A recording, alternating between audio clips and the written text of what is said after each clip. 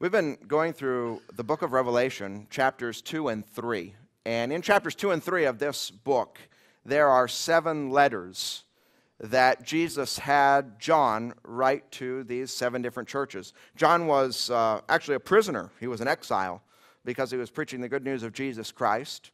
And while he was in prison, while he was in exile, he had these visions which comprise the book of Revelation. But as a part of them, there are these 7 messages that were given to these 7 different churches. And we've talked about 4 of the different churches in these various cities that letters were written to. We're right now to chapter 3, to a church in a city called Sardis.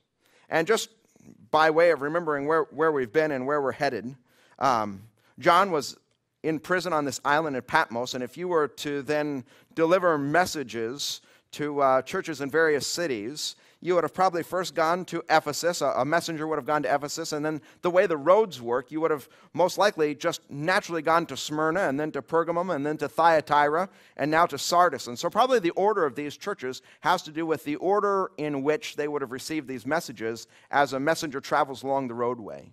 And now we've gone through 4 of these messages. We come to chapter 3. We're going to read verses 1 through 6. If you don't have your own Bibles with you, I encourage you to turn to page 868 in the church Bible, and we'll just read these words together. Revelation chapter 3, verses 1 through 6. To the angel or messenger of the church in Sardis write, These are the words of him who holds the 7 spirits of God and the 7 stars. I know your deeds. You have a reputation of being alive, but you are dead.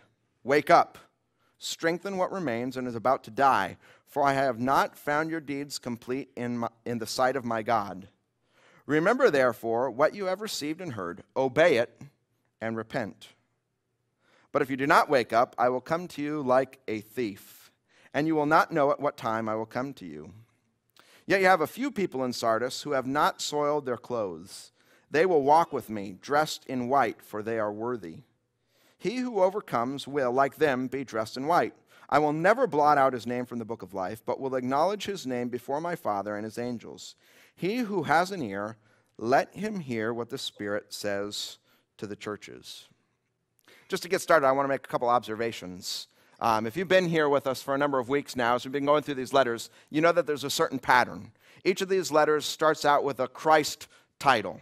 This one says, These are the words of him who holds the 7 spirits of God and the 7 stars. It's a title for Christ. And each one of these letters has that. The next thing that you find in each one of these letters is a commendation. It usually starts out with the words, I know, and it's something good that Jesus is saying is happening in the church. And usually right after that commendation section, there's a complaint section. Here are the things that are going wrong that you need to correct. And then Jesus spells out the correction that he wants to see from these churches. And what's interesting, if you just, for instance, take that commendation section. So right after the Christ title, the next thing you get, here's what I commend you for. Here's what's going good. And I want to just review what we've learned so far. So the church in Ephesus, if you look with me at verse 2 of chapter 2. Begins all the commendation sections begin with these words, I know. So there it is in verse 2. I know your deeds, your hard work, and your perseverance. I know that you cannot tolerate wicked men, that you have tested those who claim to be apostles but are not, and have found them false. You have persevered and have endured hardships for my name and have not grown weary. So good job. Jesus said, I know this about you. Great job. If you look at the commendation section to the second church, to the church in Smyrna, verse 9, I know, see those 2 words again, I know your afflictions and your poverty, yet you are rich. I know the slander of those who say they are Jews but are not, but are the synagogue of Satan. Like, this is what I know. You guys you're persecuted and you're poor because you're holding to the message of Jesus Christ. And although I know your poverty and your afflictions, I want you to know something. You're rich. Good job, church. If you look at the third church, the third message, verse 13, this is to the church in Pergamum. I know where you live, where Satan has his throne, yet you remain true to my name. You did not renounce your faith in me, even in the days of Antipas, my faithful witness, who was put to death in your city where Satan lives. So I know that you live in a very difficult place where Satan lives, and yet you remain true to my name. Good job. You see that? And if you look at the fourth letter, the letter to Thyatira, there's another commendation section. Look at verse 19 of chapter 2. Are you with me?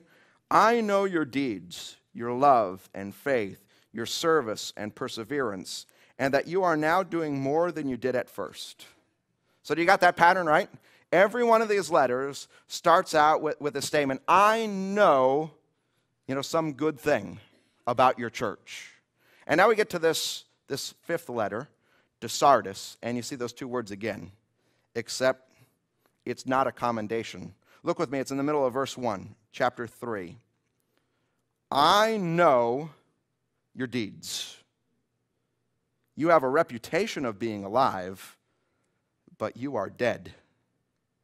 And what you got to keep in mind now, there was a messenger that was bringing these letters to each of these churches, and probably they read all of the other letters. So it's like everybody's reading each other's mail.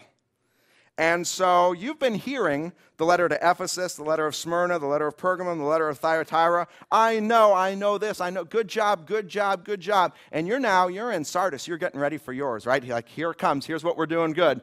I know your deeds. All right, give it to me.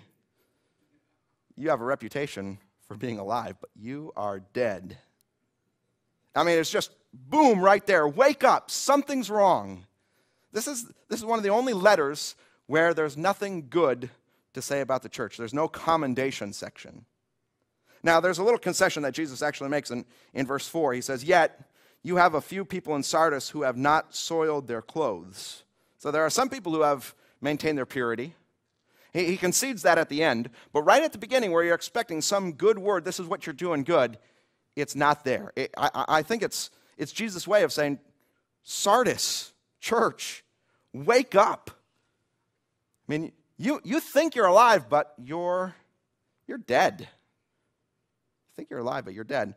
One other observation, I just want to make this because I think it helps us understand the letter. What's wrong in this church? To the church in Sardis. I mean, we read through the letter. What's wrong? Who's the enemy? And what's interesting is, as you read through these earlier letters, there's either some external enemy, someone who's provoking the church from the outside, or else there's some false teacher who's causing a problem from within. And just to kind of rehearse what we've already read and know, it says in verse 2 of chapter 2, so going back to the letter to the church in Ephesus, I know that you cannot tolerate wicked men, that you have tested those who claim to be apostles but are not, and have found them false. You've persevered and have endured hardships for my name and have not grown weary. Then if you look at verse 6, it says, you also have this in your favor. You hate the practices of the Nicolaitans, which I also hate. So there are these wicked men, these false teachers who are on the outside, and the church in Ephesus has tested them. It's thought about what they're teaching and has rejected them. And so there's this enemy from the outside that they face. It's not from within the church, it's from people outside, but they're having to endure and persevere under the hardship of that. Same thing for the church in Smyrna. Verse 9 says, I know your afflictions and your poverty, yet you are rich. I know the slander of those who say they are Jews and are not, but are a synagogue of Satan. Do not be afraid of what you're about to suffer. So there are these people, they're outsiders. There are these people who are claiming to be Jews, who are claiming to be people of God. And they're persecuting people inside the church. This is what they face. So in these first two letters, the problem is outside the church, but it's a real enemy or problem.